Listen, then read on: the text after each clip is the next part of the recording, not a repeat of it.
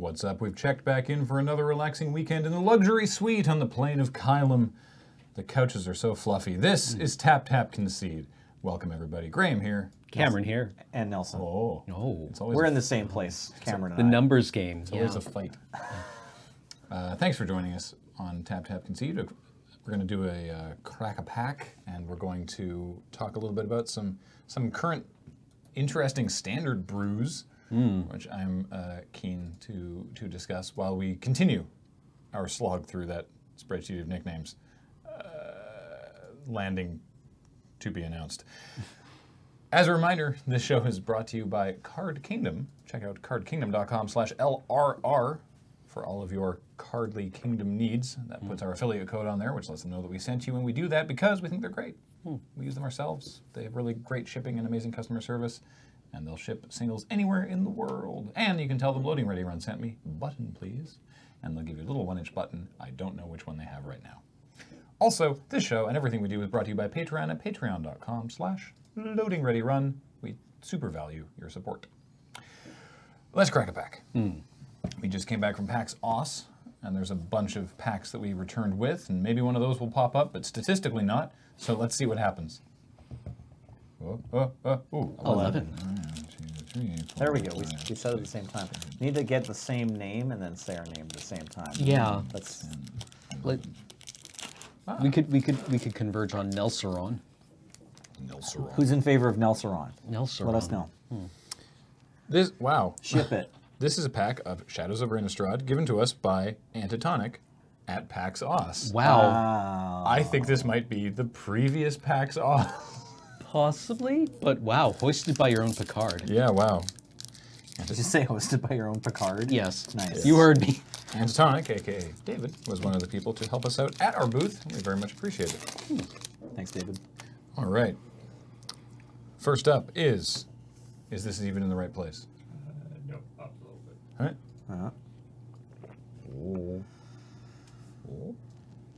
Uh-huh. Deny existence. It's kind of like negate.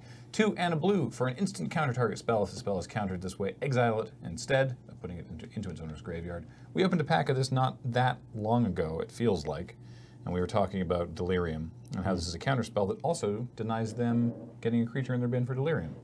It is, however, 3 mana, so it's mediocre. Yeah. Speaking of mediocre, it's a blade. Devilthorn Fox. It's a 3/1 for 1 and a white. Creature type Fox. Sure is. 3.5 lines of flavor text. Can't tell whether it's looking menacing or just tired. Just haggard. Yeah. Yeah. That's a long leash. Yeah. True Faith Censor. Boy, this card was irritating and limited. I loved it. Vigilance. 2 mana for an equipment that is 2 to equip. The equipped creature gets +1/+1 and Vigilance. And honestly, that was just very good in this limited format. Turns out. Also, if it's a human, it gets an additional +1/+0. So if it's a human, it's +2/+1 and Vigilance. It was good. But you just wanted to put it on a 5-mana spider. Yeah, and just be like, I attack you with my like 5/6. Yeah. Oh, okay. I mean, I don't know how I'm supposed to block that. No, you're not. Yeah. No, it's a real problem for you. Seagraph Scalb. It's Cam's favorite power toughness to mana cost. It's a 1/3 for 1 and a blue. Yep. And 5 lines of flavor text, not including the quote attribution. Creature type zombie. next card. Seagraph Scalb was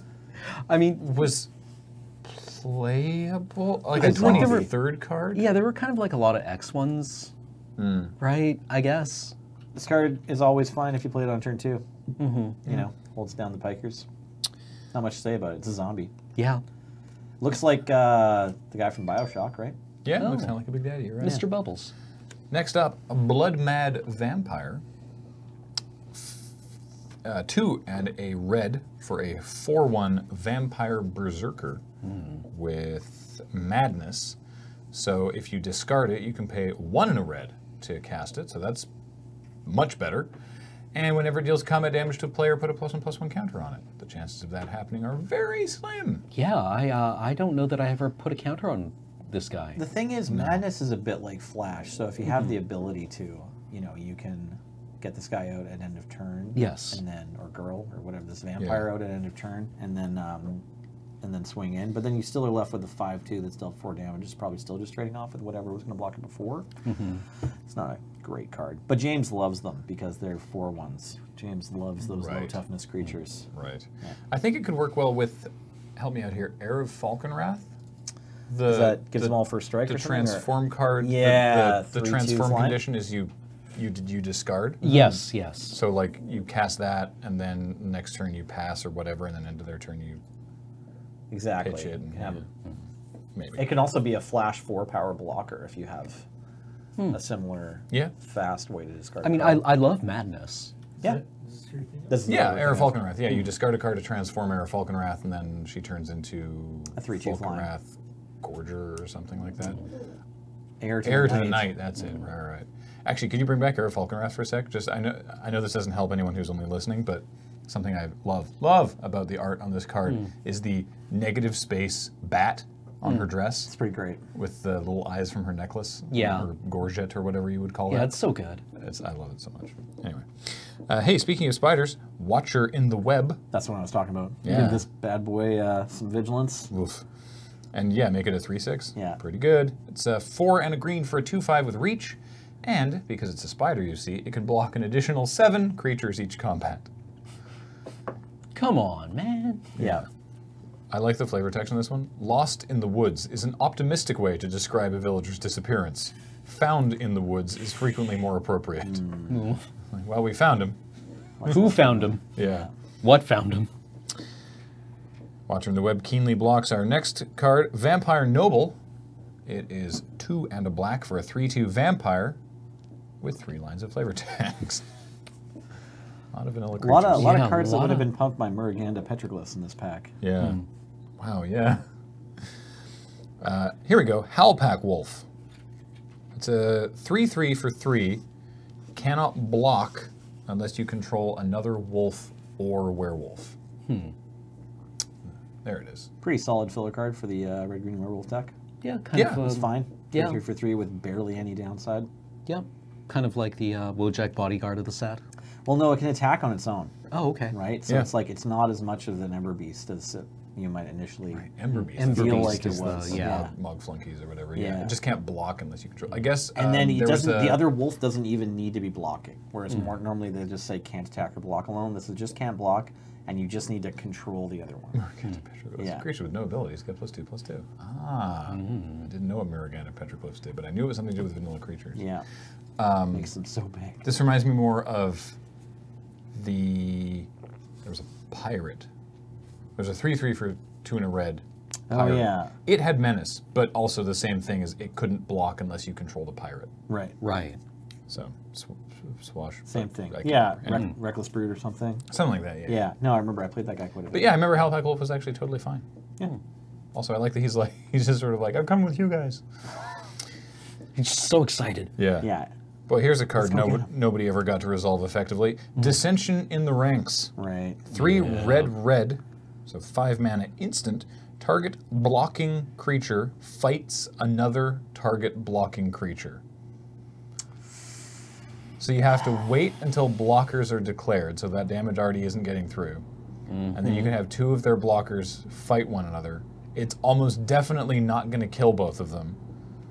It might. It might. Just blocking with 2 bears or whatever. But 5 mana to be waiting for a point where the problem is, Yeah, this card's not great. very rarely was there more than 1 creature blocking in a given combat. Yeah. And it's particularly awkward because, like, in the same, maybe it's not the same block. Maybe it was the first Innistrad block, but like for 6 mana at uncommon in red, and either Eldritch Moon or it might have been Dark Ascension. I'm thinking of. There's just like a 6 mana, 2 target creatures fight, right? Like so it's barely even a rate. It's barely even a discount for like instant speed, and it has to be during combat. And I think they that have to be was in the blockers? first. Okay, is that? Yeah, first thinking Dark Innistrad. Ascension? Yeah. Yeah. Sorry. Yeah. Like Okay, so completely different limited formats, but still, this is too much mana it's for called this card. Blood Feud or something. Yeah. I think. Yeah. It's too much. Yeah, it had no, I'm thinking of a different one. I was thinking of the one with the werewolves on it fighting. That one's like a Plague Wind, right? Like 8 mana Elf Pack Brawl or whatever. Yeah, Alpha. target creature fights every other creature. Yeah, exactly. Yeah. Their one creature fights all of the other creatures. Next up, we've got Woodland Stream. This was a cycle at uncommon in this set. Enters the battlefield. It's a land, enters tap, taps for, in this case, green or blue. Cool. Silver Strike. Sometimes you just had to do it. It's worse Divine Verdict, but, well, you're trading blocking for life. Plays defense better. It's 3 and a white for an instant, destroy target attacking creature. You gain 3 life.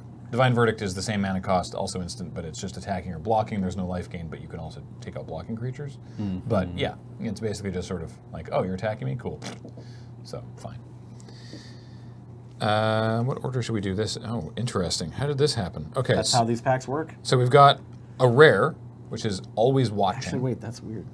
Which is a sweet card. 1 yeah. white for an enchantment.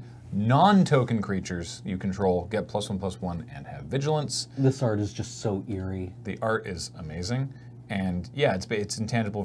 It's tangible virtue. That's what we called it. Yeah, nickname tangible virtue. Yeah, and it's a really good anthem. It's just all your creatures generally get +1/+1 and vigilance. Then we have a flip card, which is Convicted Killer. A transform card, rather. Transform card, yeah.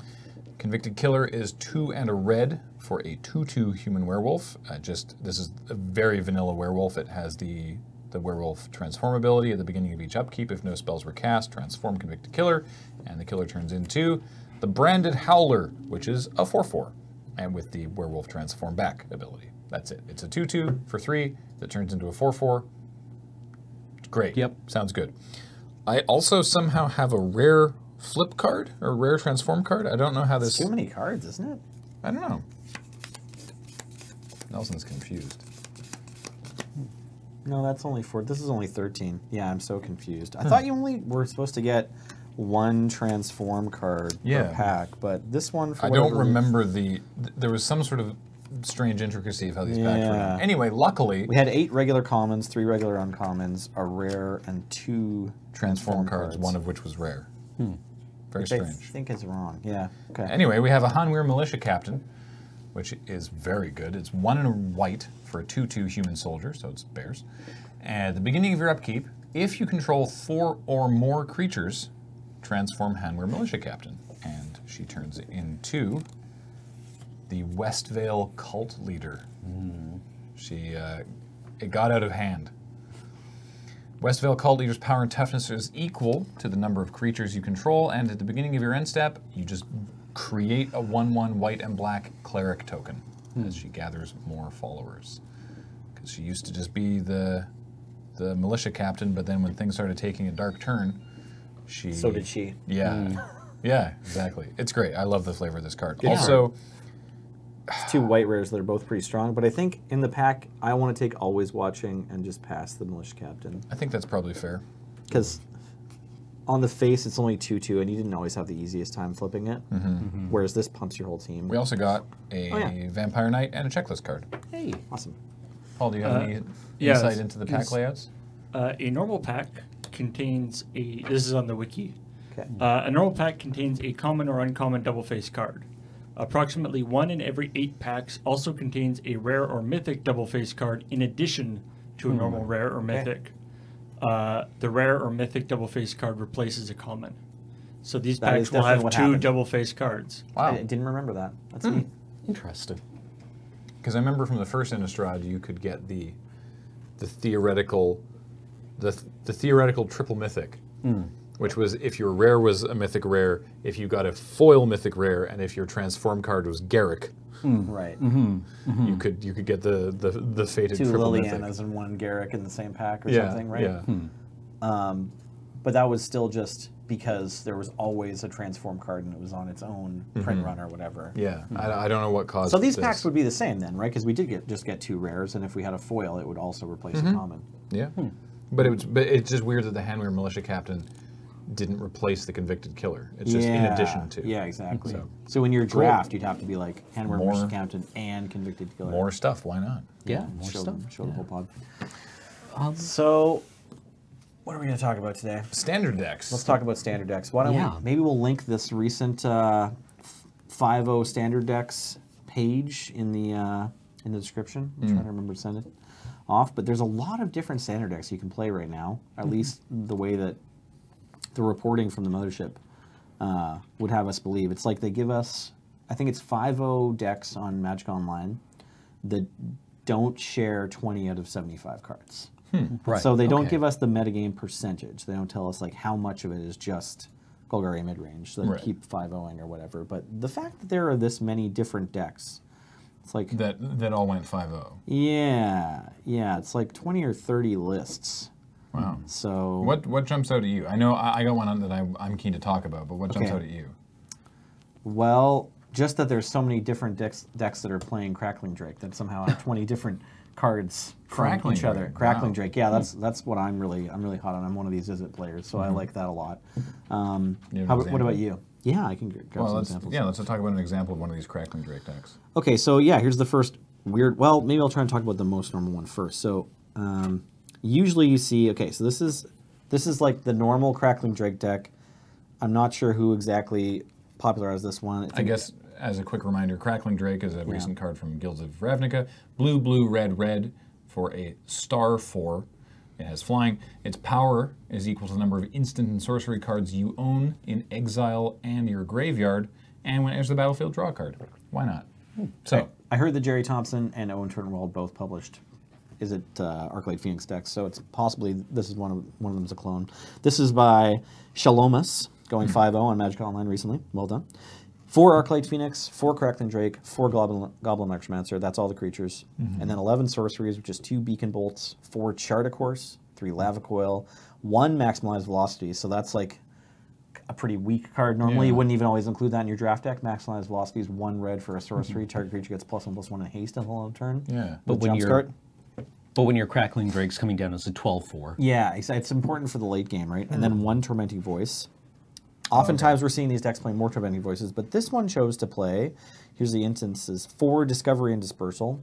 That's the 2 mana to surveil and draw a card. Yeah, surveil 2 and then draw a card. 5 mana to bounce A permanent? a permanent of the highest mana cost that your opponent controls, and then they discard a card? Yeah, I think it's their opponent chooses. Yeah, each opponent returns. they choose, but it has to be the highest or tied for the highest CMC And then they discard a card, of permanents they control, and then weird. Yeah. 4 of those. Well, it's just to play Discovery. They don't even have black mana. So it's just in lieu of more Tormenting Voice or card draw spells. It's just trying to surveil 2, put any Arclight Phoenixes or spells you don't want into your graveyard, and then draw a card. Okay. So Yeah, you just cut off Dispersal. yeah, Right? it's just they're just playing for Discovery because Discovery is just a really good.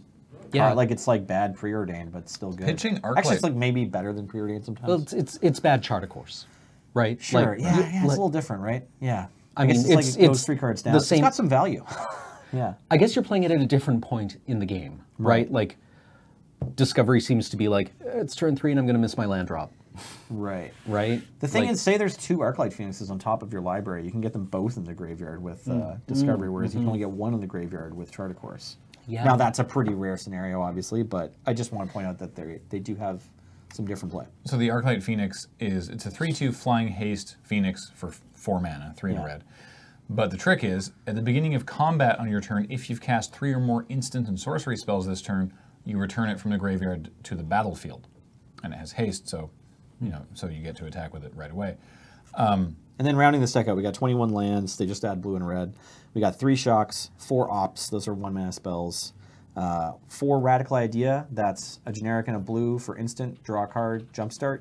So Jumpstart means you can cast it again if you discard a card, but then you exile it the second time. And so you just have to assume with Goblin Electromancer that you're able to hit Arclight Phoenix's threshold Condition. basically every time, yeah. Yeah, well, I watched some of these. So I judged a PPTQ at Yellow Jacket last weekend, and so I watched some of these decks play. And they tend to kind of have an early game where they're establishing with card drawing spells and casting a Goblin Electromancer and usually getting it killed. And then if it doesn't get killed, they're like, wee! But they have like kind of a turn 4 where they play a Drake and then, and they play an Electromancer. Maybe they even hard cast a Phoenix. They don't want to, but they get into a point, usually turn 4, turn 5, turn 6, where they can get some of these Phoenixes into their graveyard with their card selection spells, and they can then cast enough spells to get them out, and then attack for 6 or 9 in the sky. But like a lot of decks have a way to deal with it, you know, like at least playing their kill spells on these 3/2 flyers. But then, you know, as the game progresses, either the opponent's deck will do something that's more powerful, or this deck will just be able to get them back out into play again. Right, like the attrition on multiple Arclight Phoenixes is probably quite real, right? Like, eventually opponent's going to run out of removals. Yeah, exactly. Yeah. I did see Ben from North 100 actually top 8 of this PTQ, and I watched him shock his own Arclight Phoenixes to keep them from getting exiled by Vraska's Contempt or Conclave Tribunal, and he was playing pretty much this same deck, I think. Cool. Yeah. Yeah. Yeah, it's a cool deck. So it's a lot of fun. You get to root through your, you know, cast spells wildly, do the frantic search, compulsive research thing that the Izzet guild is kind of known for. You see a lot of cards every game, and yeah, you feel kind of like you're on fire if you ever untap with a Goblin Electromancer, and you can sort of win out of nowhere because you can maximize velocity one of your Drakes. Right. So that's a way to kind of suddenly have a lot of power in the sky, or you can bring back, you know, oftentimes more Phoenixes than your opponent thinks you're going to, because you can, some of your spells that you're casting to bring them back can be discarding the Phoenixes as well. Right, right. Yeah, I think for some, at least for me, there's this sort of perception when you first think about this that it's like discard 3 cards, bring back Arclight Phoenix. It's like, no, you get the effects of all those. It's not like you are ditching 3 cards to bring back the Phoenix. You get all those effects as well. No, Yeah. you might be Phoenix up is cards. just a bonus. Yeah, exactly. Yeah, the I mean, Phoenix is like yeah. drawing you cards because he's something that you get back out of your Charter Course, right? This does sound like a lot of fun, actually. This sounds like more fun than I was prepared to give it credit for. Oh, really? Yeah. Yeah. I initially, so I opened up like 2 copies of Niv Mizzet and had Sulphur Falls and Steam Vents from before in my collection. So I was like, oh, I'm going to play this Niv Mizzet, and I wanted to buy Ral, and the store was sold out. So I was like, okay, well, what am I going to put in my standard deck? And I just bought 4 Arclight Phoenixes like the week after they came out or whatever. This is before this deck. This deck recently became popular. Right. And yeah, so then I just put it together, and then it turned out to be really good. Doesn't run any of the browbeats? No, not I guess usually. it's got better card draw in blue. And Well, and it's like I think I mean, it could. I thought about trying it out. Right. All these cards that the red deck plays, obviously it could play, but I think you just don't. You want to make sure you don't dilute too much of your, you know, sort of very cheap spells like your shocks and your lava coils, and then all your card drawing, right? Right. So it's like you just want to guarantee you have card drawing. Whereas your opponent, if they know they just have to take 4 or even just have to take 8, that might not be as much damage as you're represented by like promising to give them exactly by a couple of through the charter Phoenixes. courses, right? Yeah, exactly. I'm going to talk more about risk factor a little later. Okay. So yeah, so that's kind of typical Arclight Phoenix deck, and then we've also seen there's like a Grixis build that went 5-0 recently. Grixis. Yeah, so it's got VTCLA. I don't know if that's a word you want me to say or you just wanted me to read those letters, but went 5-0 with 4 Drakes and then 3 Hostage Taker, 2 Nicol Bolas the Ravager, and 3 Niv Mizzet the Prun. So this is kind of like Grixis Control, I guess. Yeah. That's wow. That's But a it's also rough mana base. Is it? I don't know. Well, no, I mean, yeah. With I just mean, Crackling Drake is blue, blue, red, red. Right. Nicol Bolas has all Grixis. Hostage Shaker has blue, black, and then Niv Mizzet Parun is blue, blue, blue, red, red, red. That's right, yeah. Well, this format's not the fastest one in the world. And I So- mean, I suppose it's technically possible to curve. Like, not even technically. Like, you can curve Right. even with those kinds of costs. I mean, the lands in this deck are 4 Dragon Skull Summit, 4 Drowned Catacombs, 4 Steam Vents, 4 Sulphur Falls, 4 Watery Grave, 3 Islands, 3 Mountains. yeah, that'll do it. So it's like, all right, Yeah. well, fair enough. So this one's also running a couple Discovery Dispersal. It's running 4 Opt like the last one, and then it's got some more removal. It plays 4 Lava Coil, 2 Fiery Cannonade. That's the 3 mana instant, deal 2 to Oh. everything that isn't a pirate, Yeah, all right. and then 1 Cast Down. It's also playing 4 Thought Erasure, so that's like 2 mana Thoughtseize, where you surveil 1. Oh, yeah. And 3 Divination, as opposed to like a Radical Idea or Chart a Course. This deck just wants Just to draw Divination. cards. Just Divination. Wow, And okay. it's playing 2 Dive Down because it's playing these big, scary threats and wants to keep them alive. I actually like that. I think I'd like to try out a deck with Dive Down. with Niv and Dive Down. Dive Down is single blue mana, gives the creature +0/+3 and hexproof. Yeah, that's right. But it's only a single mana, basically fizzle their removal spell. Yeah, it's like Yeah. a 1 blue mana counterspell. It's right? This turned up in the mono blue deck that Wedge really Also, was all about. They're a couple also of weeks playing ago. it in Curious Obsession, right? The mono blue. Now, Yeah, Curious Obsession like Flying Men with not sure. featuring that Jin. Right. I'm not sure if. Oh, the no, it blue, didn't. blue. Yeah, Right. power and toughness equal to, or power at least equal to the number of islands you control. Yeah, it's a star 4, I believe. Same as the Crackling Drake. Yeah, we can find that deck too. There was also one of those that Also managed to just- 5-0. I'm scrolling through this. There's so many decks. so many in this decks in the list. standard Yeah, format. like one of the reasons we wanted to talk about this is that the standard format is really kind of varied right now. Seems pretty sweet. The Or Pro it's Tour very still healthy, hasn't at happened. least. Yeah, so I'm sure the I mean, meta Pro will Tour, converge. yes, but- but right now it feels quite diverse. So this deck plays 22 creatures. It's 1 Dream Caller Siren. Oh wow, okay. I don't even know what that is. That tap all their creatures? It's or- a 3/3 flying flash for Oh, that 2 one. blue ETB. If you control a pirate, tap 2 creatures. cool. I believe. Let's see how correct I am on that Sure. one. I think it's from Ixalan. Yeah.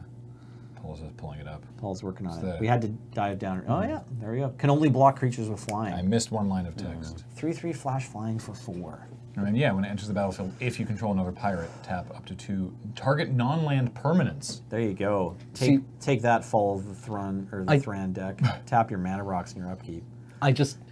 My only problem with this card is that I keep looking at him like he's a caterpillar, right? With all his, like, all the frogging on his coat, I see his little legs. Ah, That's awesome.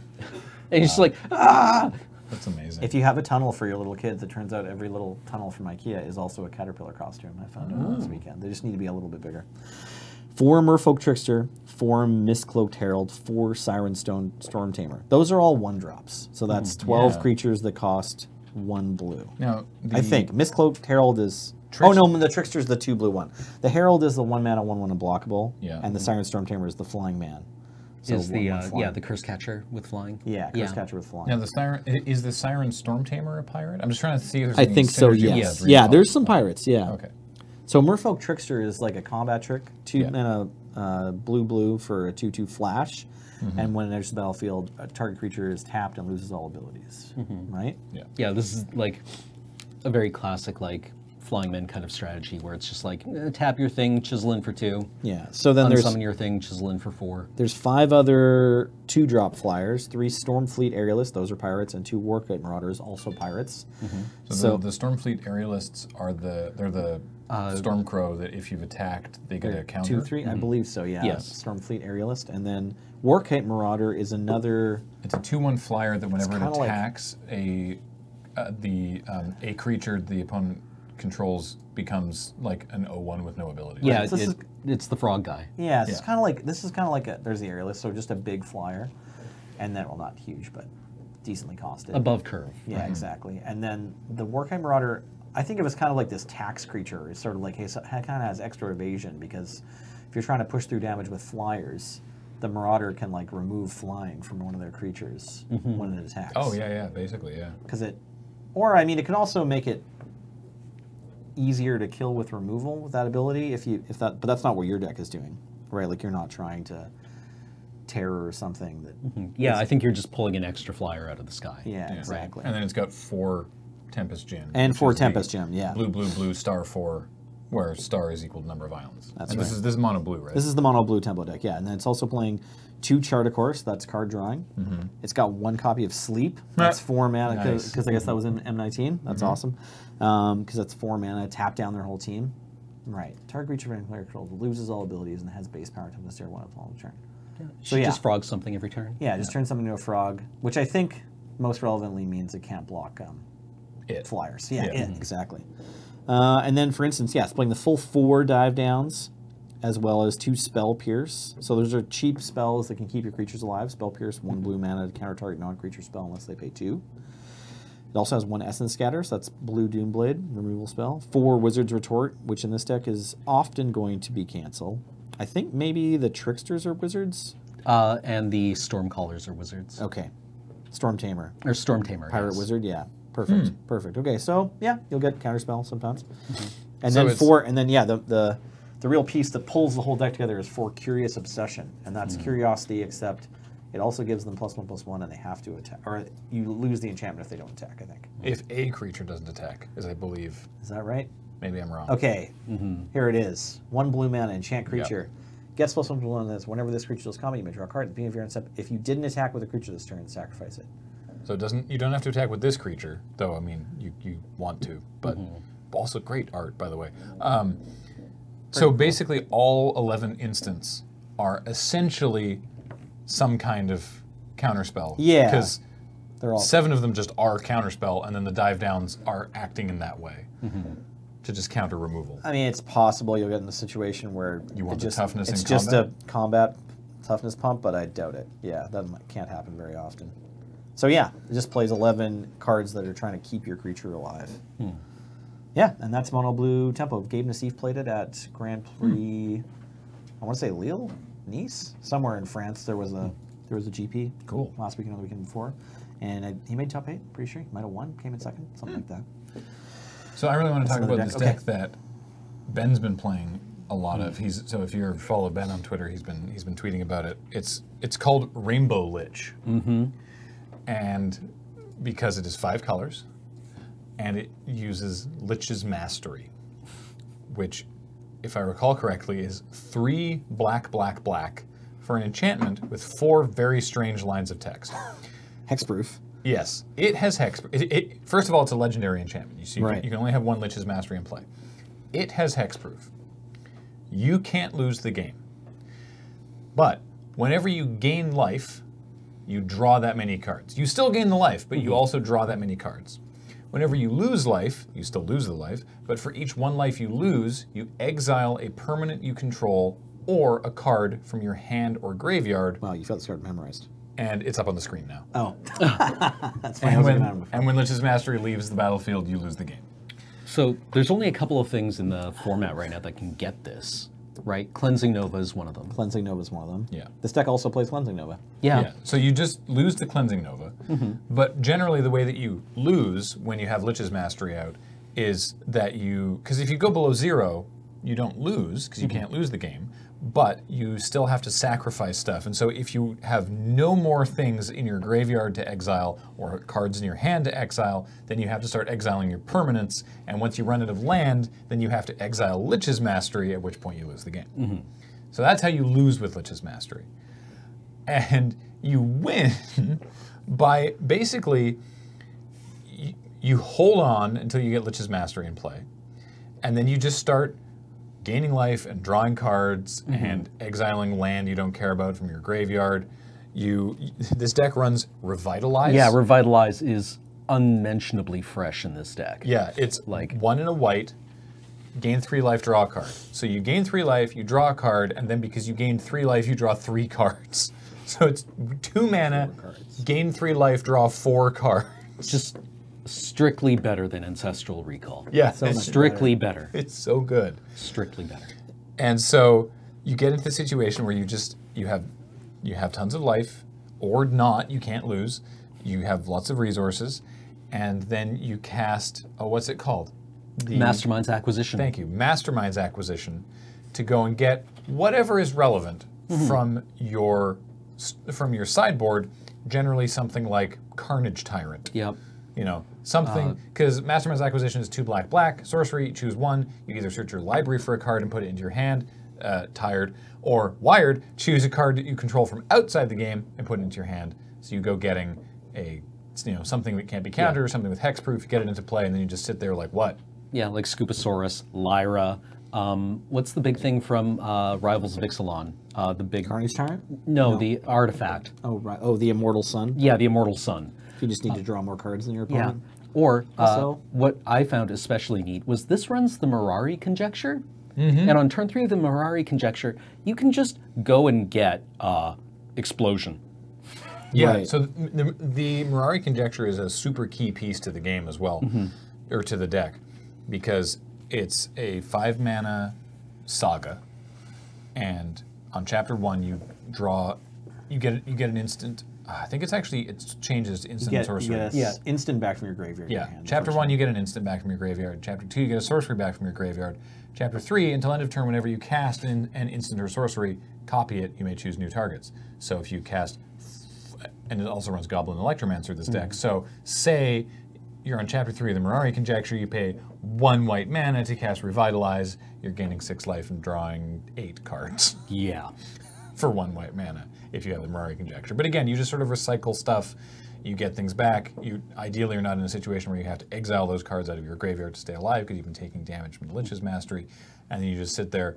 And so this is there's lots of little things that I love about this deck.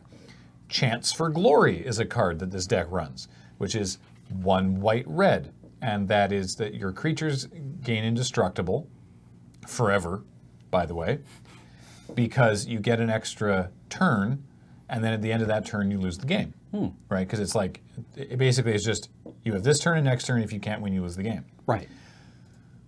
But if you have Lich's Mastery out, you can't lose the game. So instead you don't. You just make your creatures indestructible, like your Carnage Tyrant, and you take an extra turn. Right. That's all. That's all that happens. And Yeah, so just then time walk. You have the you have the Mirari Conjecture. You get back your Chance for Glory, and then on Chapter 3 you cast Chance for Glory.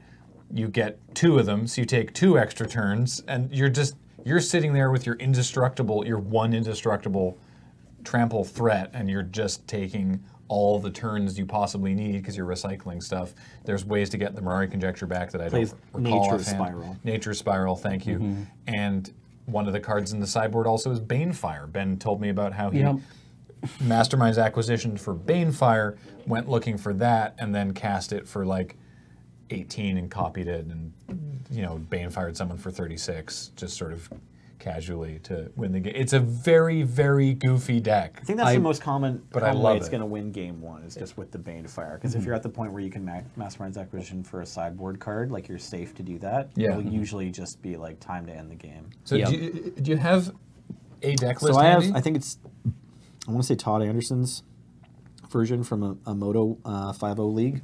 And So anyways, go ahead. Oh, and I was just saying, like, there are cards that do hit Lich's Mastermind, and I assume if you think your opponent is running like Cleansing Nova, you just board into like blue-white or green-white Stomp. Yeah, you can right? still be a control deck that doesn't play the Mastery too. You might want to cut the Revitalizes, but otherwise it's playing a bunch of typical kind of control elements like Cleansing Novas of its own, card drawing spells like Divination and Chemister's Insight, Discovery and Dispersal like that other deck was playing, because that's especially good if you're getting things back with the Mirari Conjecture. You can just bin things that you want later.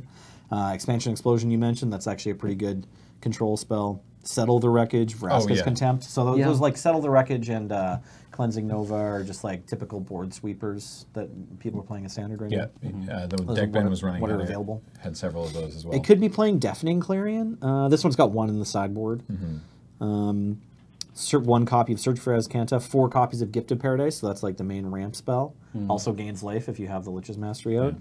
And then 26 lands. Now, obviously, in as is true of many decks, mono red is quite good against this Lich's Mastery deck. But particularly, because this came up when I was watching Ben play this in airports earlier this week, risk factor is super annoying. Oh. Because either you let them draw their 3 cards, or you lose 4 life, which is typically what you do. But in the case of when you have Lich's Mastery out, you lose 4 life and then have to exile or sacrifice 4 things. So it makes it a much worse situation to allow mono red to draw 3 cards, or to really hobble yourself. Yeah, and as jumpstart. Yeah, because those 3 cards in a deck that's playing this are probably going to be things like Lightning Strikes. That also just hit you for 3, and then you have to sacrifice 3 things. Yeah, so I think the ideal way to play it probably is like, if you're against mono red, you're trying to churn through a bunch of spells, cast a bunch of stuff in the early game, and then once you think you can take, like there's 10 cards in your graveyard you won't miss, or whatever, cards in hand you won't miss, you can slam Lich's Mastery, pass, and then like hope to win on the following turn. Were there any other decks we wanted to touch on briefly?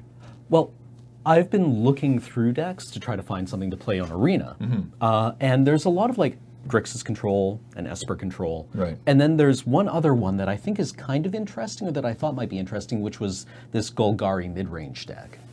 That seems to have a lot of kind of like cool cards in it. Like Nelson and I were looking at it earlier. It runs both of the Exploring Merfolk, the Branchwalker and the Jadelight Ranger. Oh yeah, okay. It runs the black 2-mana Explorer, the Squire. Yeah. It runs Golgari Finebroker, just kind of like E-Witness. Okay, yeah. Chupacabra, because you're in black, might as well run Chupa Thingy. And it just kind of rains 2-for-1s, right? Like it has Vraska's Contempt, it has Assassin's Trophy, right? Which you know, like those are good cards, and those are going to like find targets and kill things. And it's just, I don't know, it's Golgari 2-for-1s. It looks like it could kind of just be like the. I always liked Alex's description. He did this during a Highlander tournament when he was on commentary, but he described it as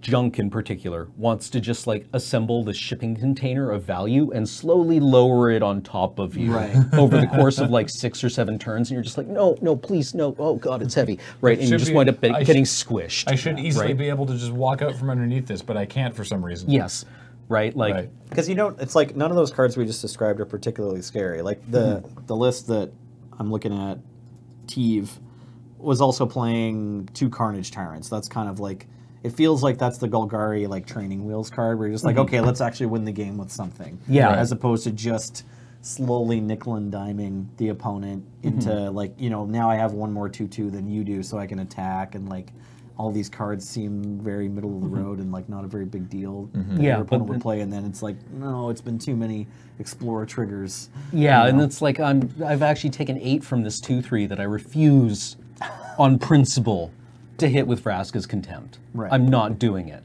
right? Only now it's done 8 damage to me. And it's also playing like the Eldest Reborn.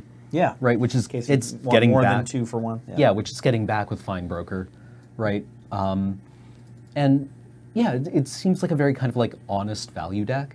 Yeah. And this deck's been pretty kind of successful. appealing.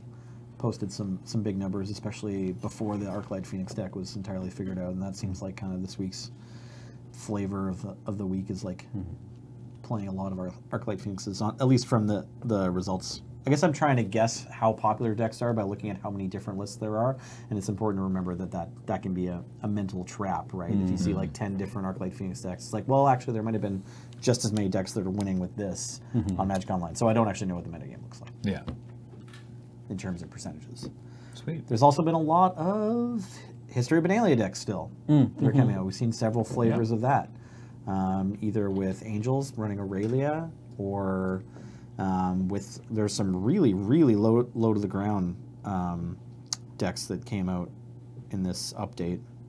Yeah, like you were saying, like a lot of Adanto Vanguard decks. Yeah, exactly. That card's so annoying. Yeah, so here's Rintu's deck. This is pretty exciting. So this is a tiny red splash for 1 main deck Experimental Frenzy in his deck with 29 creatures, the most of which cost like 2. Like, oh no, sorry, there's Banalish Marshal. Yeah, so he's got 4 Banalish Marshal, 4 Adanto Vanguard, 3 Dauntless Bodyguard, 4 Hunted Witness, 2 Remorseful Cleric, 2 Rustwing Falcon. That's a 1/2 flying. 4 Rustwing Falcon. 4 of them, yeah. 4 Sky Marcher Aspirant. That one's pretty common in these white decks. If you're playing History Benalia, often you're playing Sky Marcher Aspirant. And 4 Venerated Lockstone, which is a 5-mana creature, but it has Convoke, so it's really That's the more one like that a 2-drop. distributes counters to every creature you tap to convoke it. Yeah, exactly. Like, Whoa. Experimental Frenzy is just like, it's Future Sight for red, right? Yeah, like, exactly. Like so, and this deck only plays 20 lands, so your odds to hit 2 in the same turn off your Frenzy are not great. And then, you know, it's got 4 History of Benalia, like most of these decks play, 3 Legion's Landing, and 3 Conclave Tribunal. So with all of these cheap 1-drops, if you have an Experimental Frenzy in play and Convoke creatures, you can really like have a nuts turn. It's interesting that there's only 1 Experimental Frenzy in the deck, but I guess it's just 4 Cliptop Retreat and 4 Sacred Foundry and then 12 Plains. So the cost of putting it in isn't very high. Right. You're maybe taking some damage, and you might occasionally keep a hand that has to play like tapped Clifftop Retreat and then a creature on turn 2. So Cool. yeah, So there's a lot of sweet decks out there. there's a lot of sweet decks. Like I said, or like Nelson said, rather, we're going to link this article in the description of the show. Yeah, we're just reading off Daily MTG too. Yeah, they- so they dive let in you there know. because there's a lot of decks to check out. I want to pull together Lich's Mastergon Arena, but I don't think I have enough mythic wild cards. And It also, doesn't take that many mythics. It does feel bad to craft Chance for Glory, though, I'm sure. yeah, and like, Let's just whine about Arena for a few more minutes here. This Yeah. is great. I just I played want for the Lich's first time this Mastery week. in foil. Right. That card looks like it would look amazing in foil, like the purple flame and the red flames. Are there foils on Arena yet? No. No. Wait, No. so you just played Arena for the first time? Well, I played a little tiny bit before the open beta, like before I moved, but then for the first time since I moved, I'm still in Victoria, I got on my computer this week while the kids were asleep, and I played a Dominaria draft. It was $5, and I almost got enough gems to play again. I think I got 5 wins or something. Is it 6 wins and then you can chain? Is that I what it think is? it's 7. 7? Oh, Okay. well, no, it's 7 is the max. I think it's 6 to Okay, it's 6 get your wins. buyback. I think Yeah. I went 5 and 3. Yeah. The computer passed me Lyra Dawnbringer. I was blue-red, though, but then I was like, maybe I should force this in there. I don't think it affected my win rate too much.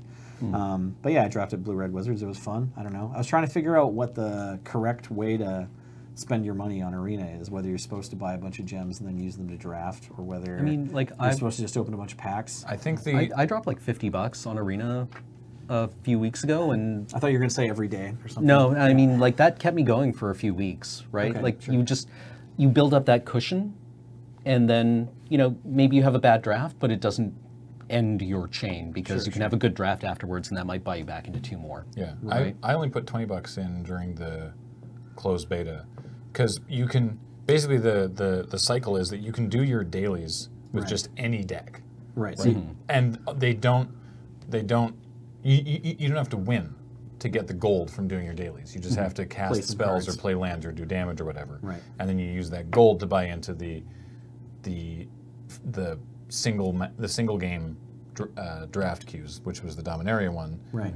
and then from there you can earn gems to play the competitive ones, which give you a bigger gem payout. Okay, I see. So you can do it without any money. Yeah, you just have to go in and do your wizard chores. Yeah. Right? Right. Which, luckily, I enjoy doing because it's Magic and it's a great game. Yeah, just So- get out there and mow the plains, you know? Works okay. I've seen the little Check the scorpion pH in the island. scribbling around now. I've Yeah. watched. I've been like, oh, where are you going? Oh, you're off the screen now. Yep. Yeah. Yeah, oh yeah, the Ravnica Play Arena has a lot of things to click on. Yeah. Yeah, it does. So there's no foils yet, Not yet. No. No, not yet. but there are cool animations. There are. Yeah. Yeah, the animations are pretty sweet. Yeah. Well, maybe I'll start pulling together Lich's Mastery then. Sweet. I mean, let me know how it goes. yeah. Talk to Ben. It's a lot of fun. Okay, yeah. I'll see what cuts he's made and changes he's made. Definitely don't play on his account. There's never a right reason to do that. Always play on your own account. Wink. Until, speaking of things we're going to talk about next time, we'll talk to you next time about more stuff when we come back, but that is going to do it for this week. A reminder, everything is brought to you by Card Kingdom. Check out cardkingdom.com/LRR, and this show and all that we do is brought to you by you directly at patreon.com/LoadingReadyRun. Thank you so much. So, until next time, I have been Graham, and that has been Nelson, Hi. and that has been Cameron. Hello. We'll see you next time on Tech.